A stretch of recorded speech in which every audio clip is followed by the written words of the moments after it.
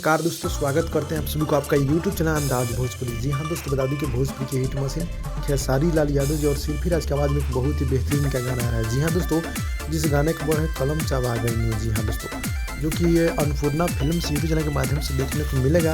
और video feet की हम बात कर ले तो डिम्पल सिंह जी नजर आने वाली है। और इस गाने को कल सुबह 7:15 पे फुल वीडियो सॉन्ग रिलीज कर दिए जाएंगे अन्नपूर्णा फिल्म्स यूट्यूब चैनल के माध्यम से। जी हाँ दोस्तों, जो कि अखिलेश कश्यप जी का चैनल है, जो कि गाना बहुत ही बेहतरीन का है। और गाने की हम बात कर ले तो गीत को लिखे अखिलेश कश्यप जी और म्यूजिक है बड़े भैया आर्या शर्मा जी का। और ये गाना लोकगीत है, जो कि बहुत ही बेहतरीन का होने वाला है। इस गाना मतलब बात कर ले तो वीडियो बहुत ही बेहतरीन का होगा, जो कि फिट में और डिम्पल सिंह जी है। और ड्यूट की बात हम कर ले तो वही शिल्पी राज हैं, जो कि गाना बहुत ही बेहतरीन, बहुत ही बवाल का होने वाला है। कलम चबा गई गाना का बोल है, जो गाने का टाइटल है।